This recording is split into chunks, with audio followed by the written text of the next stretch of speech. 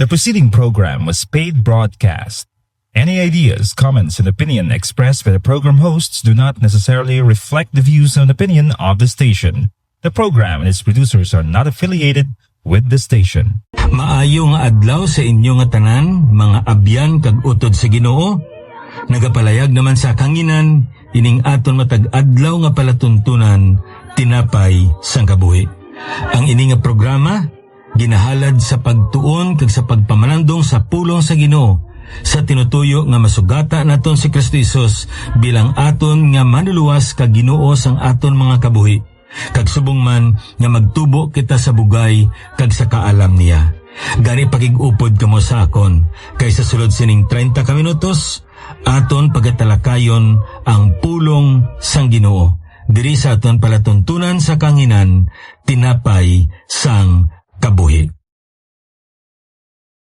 Ang aton dinapit nga managhambal sa sini nga adlaw, isa ka alagad sa Ginoo nga iya gintawag nga mangin chaplain sang aton nga Philippine Coast Guard. Ihatag nato na tion sa pagpamandong sa pulong sa Ginoo paagi sa iya alagad, Reverend Jesselav Valencia. Mayong aga liwat sa tanan. Kalayamon gid ang Ginoo sa sini nga kay ginhatag niya sa aton, nga sa diin kita naman magpapamalandong sang iyang pulong, pagkaon sang aton nga mga kalag. Pagkaon sang aton nga mga kalag. Magapangamuyo kita. Salamat o Diyos sa sini nga tinion nga kami tugutan nimo nga makapamalandong sang imo nga pulong. Ang amon nga pagpangamuyo sa sini nga aga, nga sa diin ang imo nga pulong amugid ang magapukaw sa amon mga tagipusoon kag pangunahuna, nga amon dira angkla ang amon nga kabuhi, samtang kami nagapanlakaton kag nagahulad sa imo nga pagbalik. Gani Ginoo sa sini nga pagpamalandong sang imo nga pulong, kabay pa nga imo lang gid nga balang espiritu padayon nga magapanghikot sa tagsa-tagsa namon ka mga kabuhi, nga sa din Ginoo siyang amon nga mangin manugwali, kag imo Ginoo nga tingog ang amon nga batian. Ini amon ginatugyan nga may pagpasalamat sa ngalan ni Kristo Jesus nga amon manuluwas. Amen. Sang aton nga pagpamalandong sa pulong sang Ginoo sa sini nga tinion, pagpangabuhi sa ginharian sang Dios. Pagpangabuhi sa ginharian sang Dios. By the way, this is a series of studies, and our specific topic for this series is ang hari kag ang iya ginharian. So, a series of studies sa pagpangabuhi sa ginharian sang Dios. Kag una diri nga aton pagatunan ang hari kag ang iya ginharian. Hambal sang Mateo 6 kapitulo 6 bersikulo 33, apang pangitaaanay ang ginharian sang Dios kag ang iya pagkamatarong, kag ang tanan nga ini igadugang sa inyo. Sa liwat, hambal sang Mateo kapitulo 6 bersikulo 33, apang pangitaaanay ang ginharian sang Dios kag ang iya pagkamatarong, kag ang tanan nga ini igadugang sa inyo. Kag ang tanan nga ini igadugang sa inyo. Siguro na memorize man naton ang English version sini, di bala? Nga nagasiling sa Matthew 6:33, but seek ye first the kingdom of God and His righteousness, and all these things shall be added unto you. Mga kauturan, sa kabuhi naton madamo nga kung ano-ano na lang aton nga mga ginapangita. Gusto naton nga malipay kita, gusto naton damo kita kwarta, gusto naton sige-sige atong trabaho, dako sweldo, gusto naton nga mga relasyon hindi mansahan. Apang si Jesus naghambal sa aton nga unahon naton ang ginharian sang Dios. Ano bala ang rasyonali? Ano bala ang rason nga dapat naton unaon ang Diyos, hindi ta makita ng Diyos? Ara siya, pero hindi siya makita. Pero ining kwarta, balay, trabaho, ara makita naton. But why is it that the Bible, the Word of God, is telling us hindi dapat amo na ang unahon? Nga ginamanduan kita, nga unahon dapat ang Diyos. Mayara sa isa katawo nga nagapangita sang bato sa dagat. Grabe ang pagpangita niya sang sini nga bato, apang wala niya nakita ang bulawan nga lang siya kilid. Grabe siya ka pursigido na magpakita sa simple nga bato, pero ang bulawan nga lang sa kilid niya, napaslawan siya nga mag-grab sa oportunidad kag maghatag tali sang maayo nga bas na vlog sa iya. Amo man ina sa kabuhi, nimo kag dakod bilang mga tumulo ni Kristo. Kung hindi naton unahon ng Diyos, malipad kita sang pinaka-importante nga dapat unahon naton sa aton kabuhi. Amo tong ginbasa naton kagina, perti ka klaro. Ang ginarian sang Diyos, amo ang pagkahari sang Diyos sa aton kabuhi. Seek ye first the kingdom of God. Ang ginharian sang Diyos, kingdom, ang ginharian sang Diyos, amo ang pagkahari sa Diyos sa aton kabuhi. In other words, when you seek first the kingdom of God, it is the same nga nagahambal himua ang Diyos na hari sa imo kabuhi. Hindi lang inibahin sang langit, kundi kabuhi subong nga ginaharian sa Diyos. Kabuhi nga ginaharian sa Diyos. Kabuhi nga ginapanag-iyan sa Diyos. Amo gali ina nga bag-o naton unahon ang aton nga mga trabaho, unahon naton ihambal sa Ginoo. Lord, ikaw ang akon hari. Lord, ikaw ang nagadumala sa akon nga kabuhi. Kay gali kung hindi naton habalon nga ang Dios nagadumala sa aton kabuhi, kay magkanto kita sa aton nga trabaho, ang trabaho ang magadumala sa aton. Magsiling ang trabaho nga hindi ka magsimba, hindi ka man magsimba. Ang nagadictate sa aton kabuhi ang aton trabaho. Kung nag-engage ka man sa mga pagpangita sa kwarta, kag hindi ang Dios ang imo ginhimo nga hari, ang kwarta ang manginhari nimo. Hambal sa isa ka bersikulo, for the love of money is the root of all evil. In the same way sa ating relasyon, kung hindi mo ginuna ang Diyos, ginhambalan mo ang Diyos, ikaw ako na hari, tapos nagsulod kasi sa karelasyon, most likely, that relationship will what? Will bring you farther sa Diyos. Pero nung matabo sa aton kabuhi, kung unang i-deklarar naton that Lord Jesus Christ, you are my King, you are the owner of this self, you are my master, I am just a follower of you.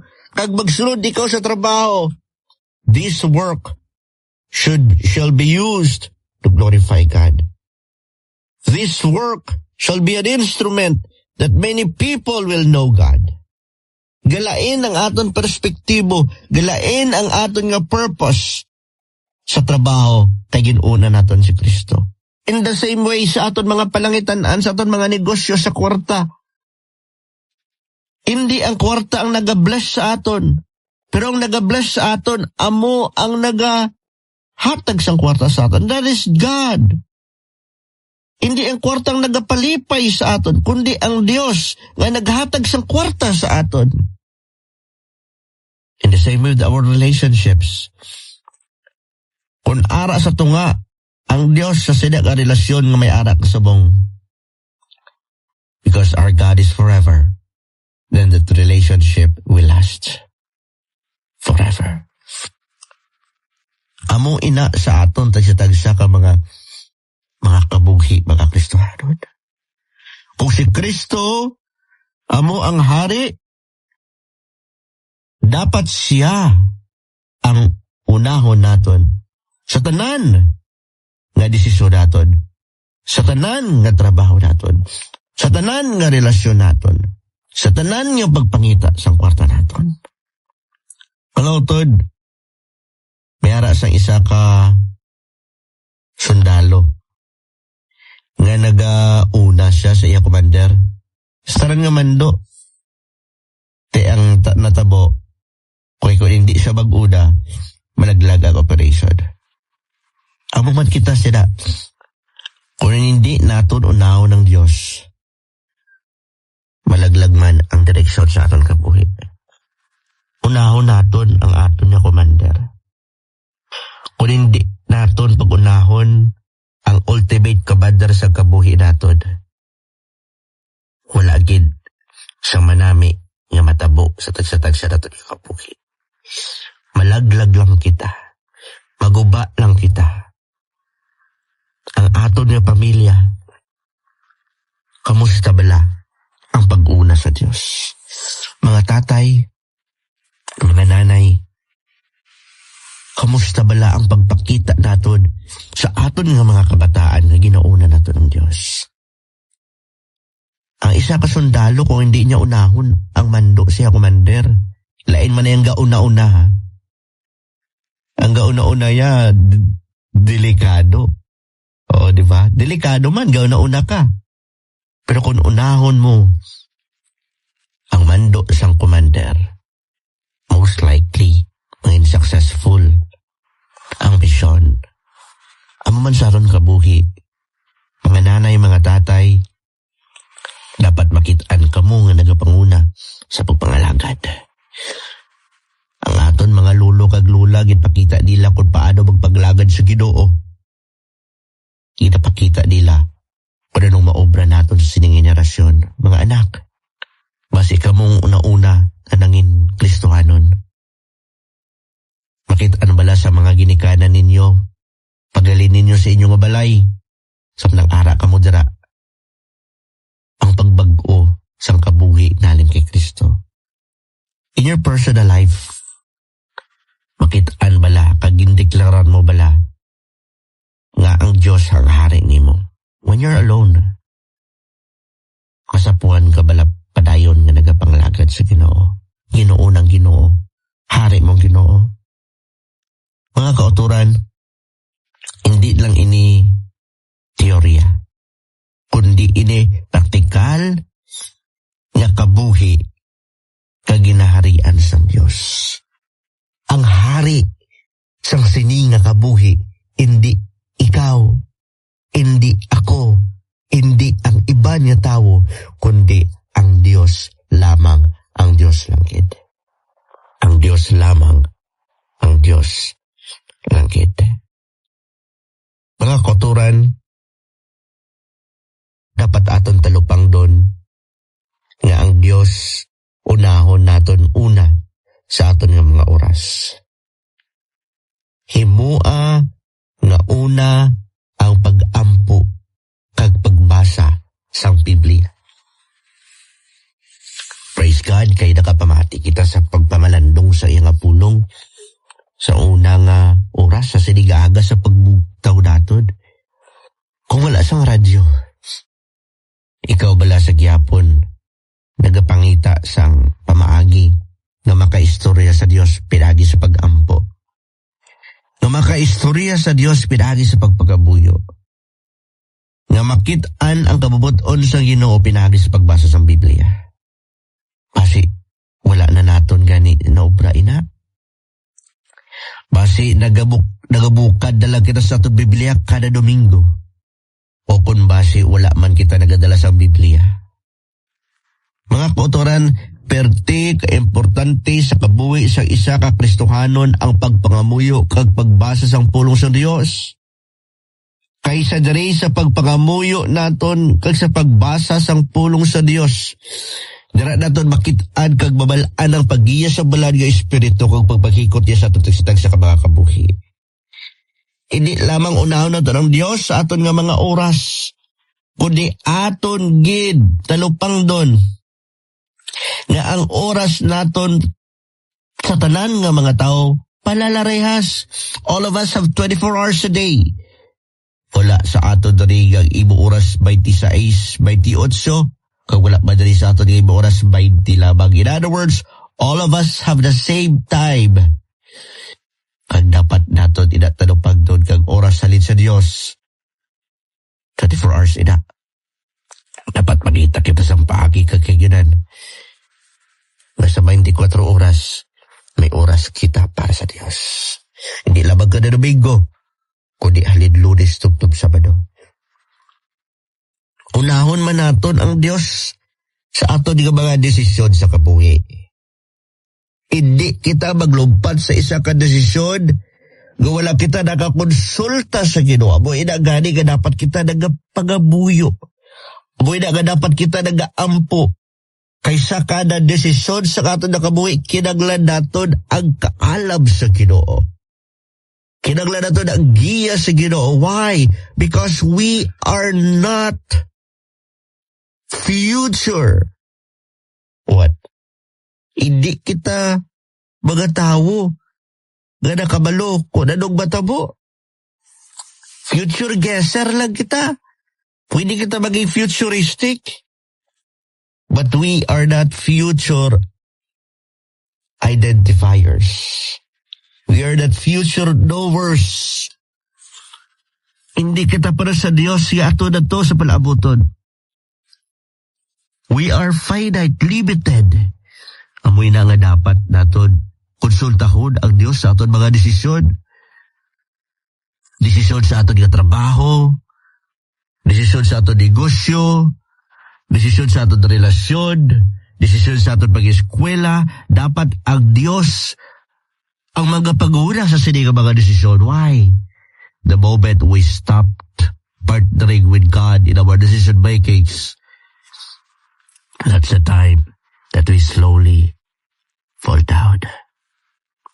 Muna kung kisa may mga problema kita nga naglabot sa aton kabuhi, kita nag-obra sa sila ka problema because we did not consulted God. Amin naton ang Dios ang hari sa aton kabuhi, pero why tama sa konsulta? Wala kita nag-seek guidance sa iya. Una, dapat unahon naton ang Dios sa aton oras, unahon naton sa aton mga decision making. Ikatatlo diri, unahon naton ang Dios sa aton nga pamilya. Dapat makit-an kang ipakita, mag-manifest sa aton nga kabuhi nga si Kristo amo ang sentro sa aton panimalay.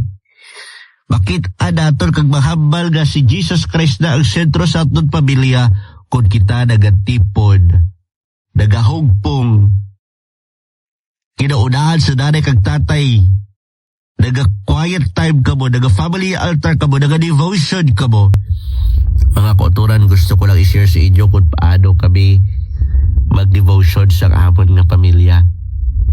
Although ari ako subong sa malayo nga lugar, and we are separated in a distance, but God has established communication through media.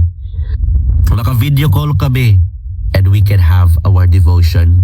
Kabalo na ng amon nga mga anak, bisa silang garimayin sa aton, mas more kita na. Anong smorp? S stands for scriptures, the word of God. M stands for message, anong mensahe ang Ginoo sa aton. O stands for obedience, ano ba lang mando sang Ginoo sa imo, sa sinang bersikulo. And then kung napasluwan kita sa pagtuman sa Ginoo sa imando, our repentance, and the letter P, prayer. Hindi naton kinanglan sang madamo kag mahaba nga oras kay may mga ginaobra man kita.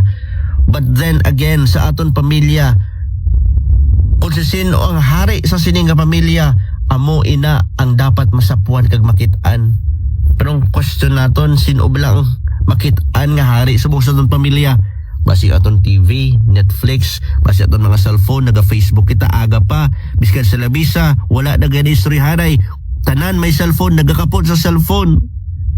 And it seems that we are distant from each other. Kung kita mismo sa panimalay, doka distansya sa aton sa isa kag isa tungod sa aton mga gadgets, much more sa Dios naton, sa hari sa aton nakabuhi. Hindi gid naton maisa ang aton mga kauturan, ang aton nga mga pamilya, ang aton mga bata sa aton panimalay sa paghugpong sa pagdevotion, much more to the God that we cannot say. Mga kauturan, hindi na kita dapat magtugot nga maghahari sa aton pamilya iban nga mga Diyos-Diyosan. Ginagamit ina sa yawa agud nga hindi naton mapakit sa aton panimalay nga ang Dios amo ang hari. Mga kauturan, ilabinigid sa nanay kag tatay, dapat kamo ang magapanguna, kita ang magapanguna nga ihambal kag ideklarar sa aton pamilya nga ang hari sa sini pamilya ang Dios, kag siya lamang dapat ang masunod. Mga kauturan, ang isa ka panimalay nga nagauna sa Dios, bisan sa kabudlayan, makit-an kag masapwan ang kalinong kag paglaom kagalin sa ila nga hari kamong Dios. Mga kauturan, kung unahon naton ang Dios, ang tanan nga butang masunod na lamang ina. Kung may mga tion nga ginaprioridad naton ang kaugalingon, kinahanglan maginulsol kita kag unahon naton liwat ang Dios. Ginoo, buligi kami nga unahon ka sa tanan nga butang. Ano ba lang ang prioridad nimo subong? Paano mo makit-an nga ginaharian sang Dios ang imo nga kabuhi? Paano masapuan sa tao nga ang Dios ang naghari sa imong kabuhi? Basi may mga kinahanglan ikaw i-surrender sa iya. Basi may mga butang ikaw nga dapat i-committer sa iya. Mga kauturan, ang kabuhi nga ginaharian sa Dios, hindi kabuhi nga wala direksyon, kundi kabuhi nga puno sang paglaom kag kalipay. Kung unaon naton ang ginaharian sa Dios, ang tanan nga butang masunod. Unahon dapat naton ang Dios, kay ang tanan masunod na lang. Salamat o Dios sa imo kaayo kag katutom. Pasaylo kami sa tion nga ginaprioridad namon ang kaugalingon namon. Hatagi kami sang kusog nga magapabilin nga matutom sa imo. Matutom sa imo kabuton. Ini amon ginatugyan nga may pagpasalamat sa ngalan ni Kristo Jesus nga amon manuluwas.